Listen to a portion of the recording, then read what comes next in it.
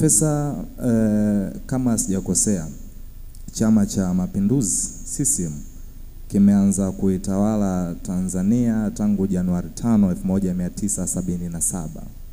Leo hii tunazungumzia tarehe 27 Septemba 2025, takriban miaka 48 na miezi 7, ikiwa ni siku 39672. Tukija kuitazama serikali ya awamu ya 6 ya Daktari Samia Suluhu Hassan tangu Machi 21, 2021, naye pia ameketi madarakani kwa siku 1653, sawa na masaa 39672. Daktari anasimama jukwani kwenye kampeni, anazungumzia siku 100 ambazo akiingia madarakani atahakikisha kwamba miili haitozuiliwa hospitalini, watu watachukua miili wataenda kuzika pasipo na kudaiwa. Ukiwa kama moja kati ya mwenyekiti wa uandishi wa ilani ya Chama cha Mapinduzi na ni profesa ambaye chuo kikuu cha Dar es Salaam umefundisha, kuna uwezekano gani wa kitu kilichoshindikana siku 1653 sawa na masaa 39672 yakawezekana kwa siku 100? Kwa sasa kinachoshindikana ni kipi? Kwa sababu tunapozungumza bado Daktari Samia Suluhu Hassan ni rais wa Jamhuri ya Muungano wa Tanzania. Kwa nini tusitangaze sasa? Nashukuru sana. Kwanza nikupongeze kwa kuuliza swali ambalo kwa kweli ni gumu, lakini tutalijibu na majibu yake tunayo. Ni kweli kwamba why now? Ipo hivi, maendeleo ni mchakato endelevu. Unatatua changamoto moja, inaibuka nyingine. Ambacho kimefanyika katika miaka hii 5, na kwa kweli tangu kuanzia mwaka 2020 hata tangu mwaka 2015 wakati utekelezaji wa ilani hii, tumepanua sana huduma ya afya. Tulikuwa na vituo vya kutolea huduma hapa, ameongea vizuri Happy, 8,000 mpaka mwaka 2020. Sasa hivi tunazungumzia vituo hivyo mpaka 12,000. Hiyo tunazungumzia kuanzia kwa maana ya zahanati, vituo cha afya, hospitali wilaya mpaka hospitali za rufaa.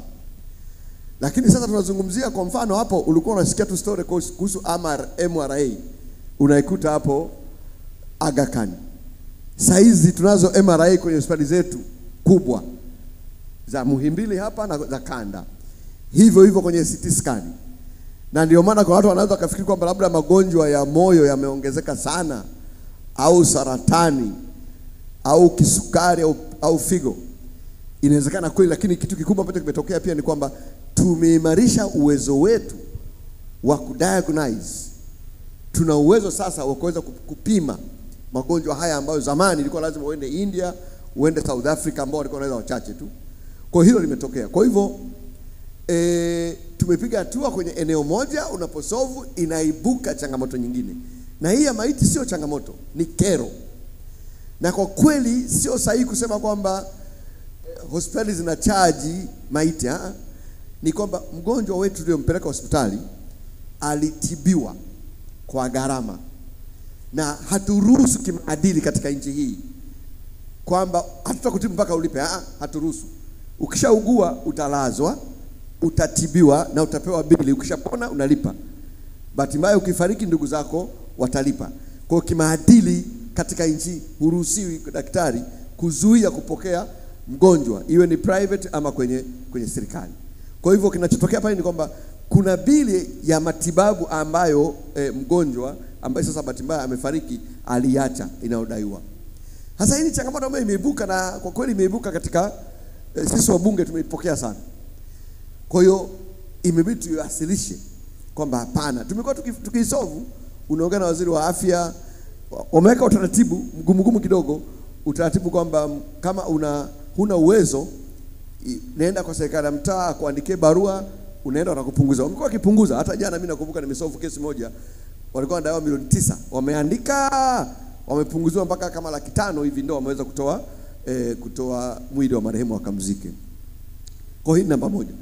Kwa namba 2, baada ya Mheshimiwa Rais kuipokea kero hiyo, ilibidi aifanyie kazi. Hasa nijibu maswali mawili. Why not now? Ni kwa sababu kubwa mbili. Ya kwanza ni swala la kisera na kibajeti, kwamba tayari bajeti zipo, hospitali zina bajeti zao. Ukisema kuanzia kesho hakuna kuzuia, lazima utoe jibu, nani anayelipa hizi gharama ili hospitali isije zika collapse. Lakini la pili, kuna swala la sheria ya uchaguzi. Kumbuka amezungumzia akiwa kwenye jukwaa la kampeni, ni mgombea pale, alikuwa kama mgombea. Sheria yetu ya gharama za uchaguzi kipengele nadhani cha kwanza au cha pili kinazuia. Kwa hiyo mimi kama mbunge siwezi kwenda jimboni pale nikasema, watu wakasema hatuna maji, hatuna kisima, na wajengea kisima sasa hivi. Hiyo ni tafsiri kwenye sheria kama sheria ya rushwa. Kwa hiyo hata yeye pamoja kama ni rais yupo kwenye jukwaa la kuomba kura kama mgombea, angetamka hayo, ingetafsiriwa kwa sheria zetu kwamba ni rushwa, isingewezekana. Kwa hivyo, lakini kibajeti na kisheria lazima atoe room. Kwa hiyo baada ya vile kiutaratibu civil service kazi yake ni kufuatilia vyama vya siasa vimeahidi nini kwenye ilani zao, na hata kwenye kampeni wanakuwa na ilani zote. Kile chama ambacho kitashinda haraka sana lazima wabadilishe zile ahadi kuwa sera, kuwa sheria. Kwa hiyo hapa tunazungumza, kuna watu wanafanya kazi ndani ya civil service kwamba Mheshimiwa Rais ameagiza ndani ya siku 100 lifanyike. Kazi yao ni kutafsiri kisera, kisheria na kibajeti ili likamilike. Na sisi tunaamini kwa sababu tunaenda kushinda, tunaamini wataalamu wetu watalifanyia kazi mapema hili ili ndani ya siku 100 jambo hili liweze kukoma. Lakini wakati hili likiendelea, kama waziri sasa niseme, kama waziri tayari, waziri wa afya alishalitolewa maelekezo kama waziri kwamba hospitali zihakikishe kwamba zinapunguza kero hii kadri inavyowezekana, na tunaona kero inazidi kupungua jinsi ambavyo siku zinakwenda. Asante sana Profesa.